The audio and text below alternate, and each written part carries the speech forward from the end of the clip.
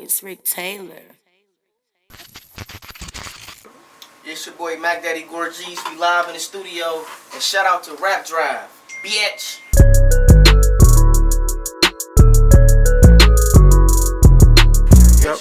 Yo, what up, man? It's your boy Rick Taylor, man. We here on the Rap Drive. I'm here with my boy Mack Daddy Gorjis. You know what I'm saying?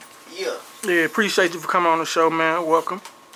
And like here on the Rap Drive, bro, we like to ask, a couple questions and stuff like that, see what's going on with you and stuff. So for starters, we want to know, where was you born and raised?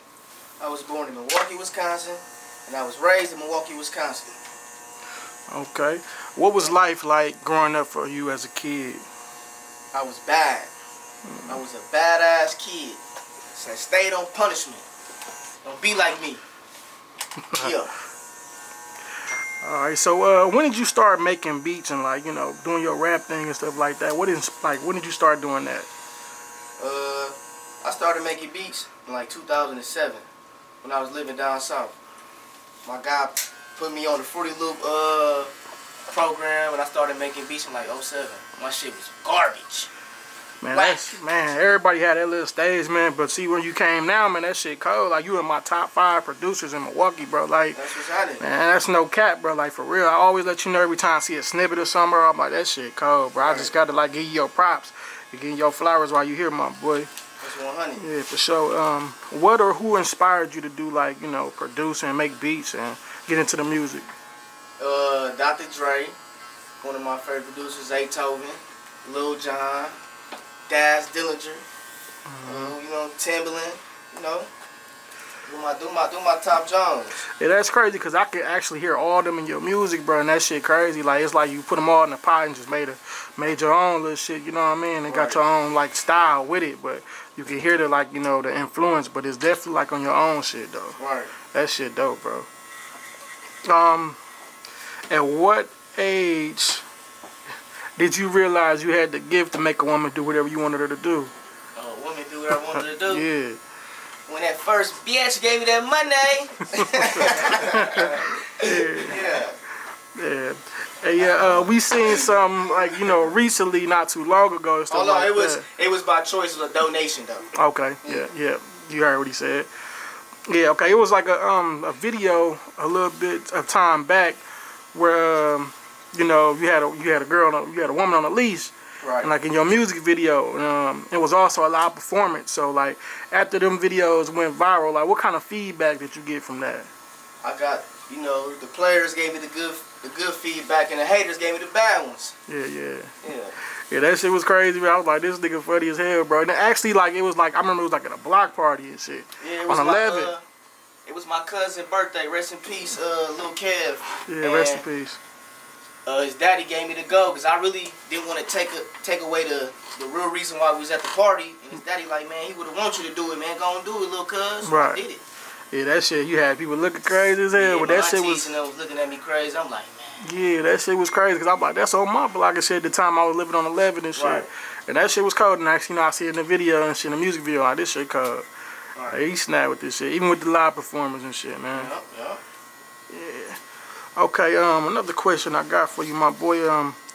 As a producer, when did you know that you would become a top producer? What song that you produced got you the most recognition? When we was in the middle of the street on 35th and Elite, 27th and Capitol, and I did that All My Niggas Getting Money for Quack Quack, YPN Quack Quack. Oh, yeah, that's the shit with J Swag. J Smooth was in the street and shit. Yeah, I remember, bro. Going on the cars, going crazy. P, Murr, Dougie, everybody. Yeah, I remember that. Keys. Yeah, that's another thing y'all snap with that shit too. I was like, this shit funny, but it was different. Y'all started some shit. Have you how do you feel about the Milwaukee music scene right now? Really?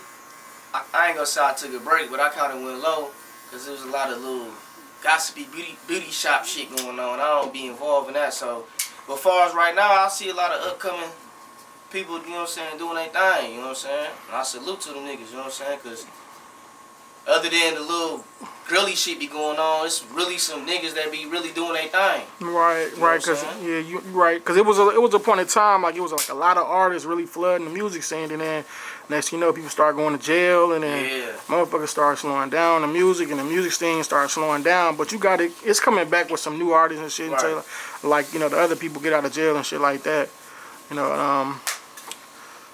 I want to know another thing, man. Who is your favorite artist, or who are your favorite artists to work with in the city? Rubber Band Boosie, my brother, P. Merck, Keys, Chicken. I like Marmar. You know what I'm saying? They more like quick and they get the job done. Even the female rappers like Isha, aka Mac Mommy, Secret, my little sister, Wani, you know. Them the people I can really get a hang of, and I can already know the scope with them and know what they want to do, what they want to hear, all that. So yeah, them the few people I can really work with. Right, I definitely heard a lot of them on your songs, bro, on your beats and shit, bro. I'm like, this shit cold. I remember when I first heard that Chicken Fiends come out at night. My nigga Steve too, man. Yeah. My nigga Steve, he finna get off house arrest, man. You know what I'm saying? Pussy, you forgot who the fuck he was. Yeah. Oh, yeah. I hope he get back in the booth, man. Oh, he is. It's about that time, man. He been down for some time now. It's time to get back to the music. You know, he out now. Oh, he out? Yeah, he out. He been okay, out for 2 months. Welcome on. Time to get back in the booth.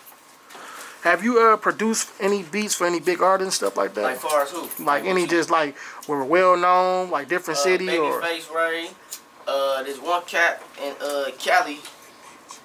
What's his name? I forget his name, man. It's a cat in Cali. But really, Babyface Ray really fuck with me. I fuck with him too. He's a smooth dude. You know what I'm saying?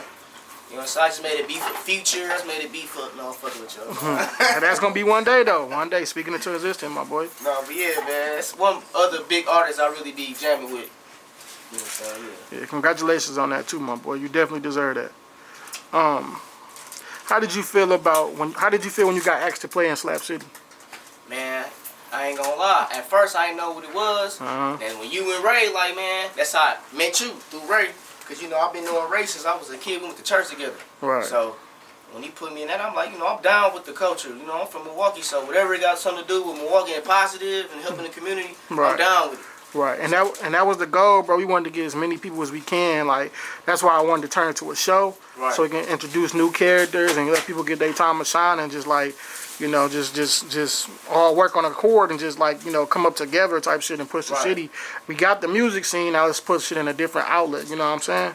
So I definitely appreciate you for taking the role, my boy. Right, good looking. Yeah, for sure. How did you come up with the Mack Daddy YouTube series? Like, what inspired you, or who inspired you to do that? It was COVID-19 hit. We was bored in the house. We couldn't go nowhere. All we could do was drink and have sex. So I'm like, look, man, I just came up with it. Me and my cousin Shooter.